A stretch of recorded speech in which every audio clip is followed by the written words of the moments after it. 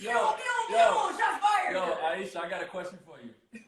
So, when you go out and you're doing media for, all the things that you are doing, maybe the first 3 questions come out is about Steph Curry. And I'm asking this question because of this one right here. Wait, does that happens to you? Oh, Talk about that though. 20 That's crazy. years in the game. Well, if that happens to her, I feel like I can't complain. No, like they're like, you've got a cure for cancer, you say. But yes. Let's talk about the big 3. And I'm like, what? I have a whole Yeah. Talk about that a little bit though. That one's tough. Because like when you're working so hard, like it took me a long time to just be at peace with it and realize, you know what? It's gonna happen. It's gonna keep happening whether I want it to or not. And I honestly started realizing, like, as much as I was complaining about it, because I was, like, that I didn't want him to feel like it was because I wasn't proud to be his wife, or like wasn't happy that I was his wife. And I started realizing, hey, you know what? It could come across that way. So like, I need you to know that I'm so proud and happy and honored to be your wife, and I love you and all of these things. But at the same time, when as a woman, like when you're doing all of the things that you're supposed to do as a wife, and also creating a career for yourself or working hard outside of your home, it's a little frustrating. Yeah. Well, I was like, he does media after practice. He does media every day. Game, after every day. Every day. So if he didn't answer your questions, that's not my problem. Yeah. You know what I mean? And like, I had a full ass life before him, and I'm gonna have a full ass life with him. So give me my time. And unless you're gonna give me the same time during his media time, so you know what I mean? Hello, beat reporters. Don't hijack my press tours. Ask me about Dwayne and LeBron and Chris Bosh. Like, come on, give me that same respect. But it's also really interesting because you guys are very much a team. You know what I mean? And you are exactly how you appear to be.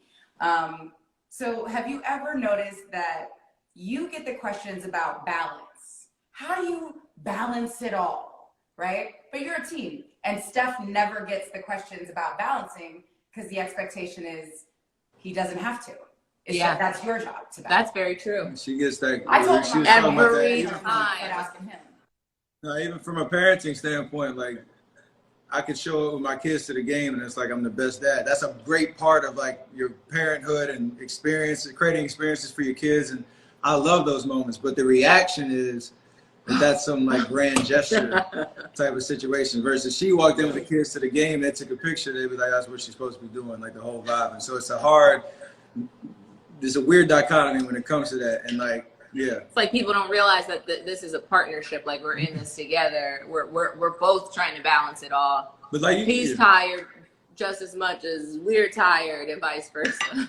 Yeah, for different reasons. And you got to get it done. That's the most. I think the one thing we've noticed is the ebbs and flows of the schedule, the busyness of life.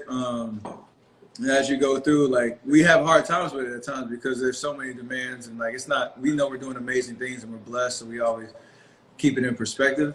But it's real in terms of like raising 3 kids that look to you for everything, and you want to be there, you want to provide, you want to continue to be great at the talents that God's given us in our respective fields. And yes, there's a lot of demands. You got to be together. You got to be in unison with how you approach it, and the stuff that you can't control too, that's coming at you nonstop, 24/7. So, how did you guys handle injury this year?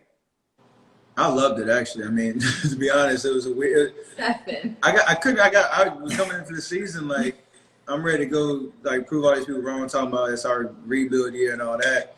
And in 4 games, it got taken away. So I had a change. Either I was gonna be depressed and be miserable and not want to be around anybody, even my family, just because basketball was taken away, or you lean into it and know that this story is only getting started in terms of what these next years are going to be like. Yeah, it's made you a better person. Yeah, it's given me a greater perspective on, how amazing basketball is and how much fun I have playing the game, even through the crazy grinds of playoffs, series and championship runs and all that. I absolutely love it, so there's no question about that. But like the other things in life and being, making up for lost time with the kids was amazing.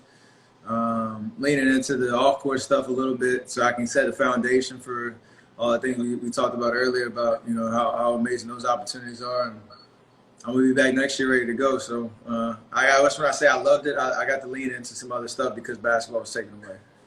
Yeah. 100%. Listen, we don't want to keep you guys all day. First of all, I want to say, everybody out there, Domain Curry, make sure that you guys go out there and support. Obviously, D-Wade Sellers, go out there and support. I got one question left for Steph, and this is for the basketball world. Miami Heat versus Golden State. Our big three era versus y'all era. Woo! Who win? Come on, man. I know we'll win, right? It's Come on, man. Let's talk about it real quick before we go off air. I'm gonna see. We might have to get this on 2K. We will play this thing out. Oh, that's a good idea. Hey, no, it'll be a blowout. I can't play. I'm terrible. But I will say one thing, and I hate the conversations that we try to compare from generations and generations because you're never going to come with an answer, right? It's just filler words that everyone uses to fill airways. But I think we all have those moments where you see great teams and you see great individual players, and you be like, damn, I would love to have had a moment to play against them in my prime. So I'll just say that to say that when you guys, shortly after the Big Three era and we kind of had the NBA, you guys came and took it over, and I was like, damn, I would love to play them right now. That'll be it. Eastern Conference versus Western Conference. Whoa! Hey, in the alternate universe, that would have been amazing, bro. But how many points would you have averaged like in 1975? Who was playing back then? I'm getting, listen, Steph, I'm getting buckets in every era.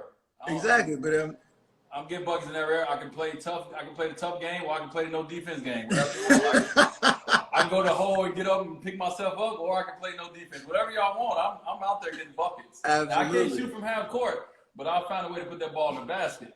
I would have sucked because ain't no 3-point line. Yo, have you guys watched the Jordan doc, The Last Dance? Yeah, we're with everybody else. 2 episodes in. I hate that they slow rolling it, but it's something. I'm can't wait for Sunday. So I heard what you said about what Jordan meant and being in Chicago and giving you a vision of like what you could accomplish with the game of basketball. Like that to me, like we know how just how dope of a legacy MJ's got, but like hearing that from you and putting it into real terms. You said it earlier, like what a 5 or 7-year-old right now is thinking about watching the game, and like that's so crazy to me. And the fact that you had the high level of career that you had and have now created that for other people. Like I can fall in love with those stories so much because like we're talking about sports and like a game of basketball doing that for a kid. Like that's crazy to me. Yeah. I was telling my wife while we were watching, Michael Jordan came into the NBA at 84, and the documentary was taking place around 97, 98. I told my wife, I said, you're watching my entire childhood.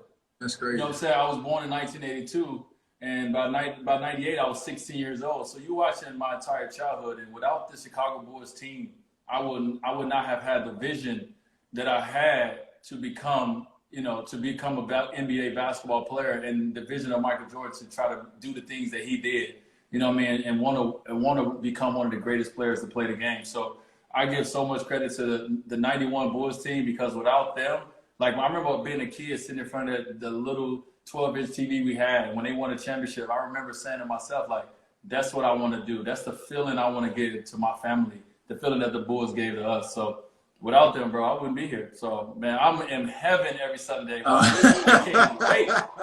I can't wait. And for everybody a little older, he just said, that's my childhood. And I was like, I was well into my 20s. No. Well, yeah. In 98. The 98, yeah, the Last Dance season. Yeah. He was rolling. Hey, That's what makes it That's better. gold. That's gold. 98. She was a thought in 98, back up for I sure. was. Listen, I enjoyed my life. And that is the exact advice I gave Aisha and a young Steph at D. Wright's 25th birthday party. It all comes out. I'm so done. You guys, the likelihood of this working out is very low, and you should just break up now and have sex with other people. I use a little bit more Well, adult, yeah. but is that not what I told y'all? You looked at me and said, "How old are you?" Okay. Precisely, because I was a thought. I apologize on behalf of the Wade family. We are not, that's not who we are anymore. I wish somebody I still might give the same advice. Listen, you guys are unicorns.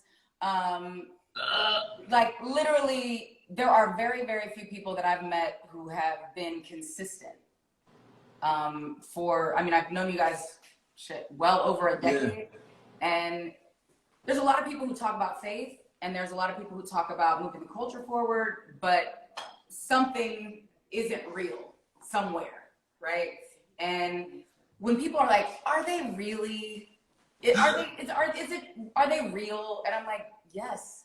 They're some of the only people that I've met who've been consistent from the first time I saw them to every time I speak to you guys, and whether that's me and Aisha texting each other, like just encouragement, randomly, like, girl, keep your head up, you got this.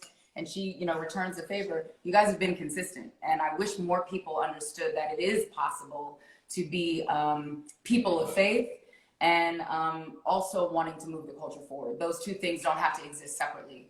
And you guys do a beautiful job of being exactly who you claim to be. And thank you. We appreciate that. Yeah. Cheers. Look at my empty glass. Yo, we're on bottle number 2. It's all good. Steph, Appreciate when that. this all ends, we gotta get on that golf course, man. I need some. Absolutely. All right. Absolutely. I'm No finding you doubt. somewhere. All Nice right, with the man. West Much Coast. love you guys. Thank you Thank guys you for coming on. guys. This was so much fun. Not you, Tyler. Team Curry. First and last meal I might cook this year, so appreciate you. Highly likely. Love y'all. Respect. All Love you guys. Bye. Yo, that was dope, man. I think it's almost 7:30, so I just want to take a moment to thank everybody for tuning in and watching the Wind Down this week.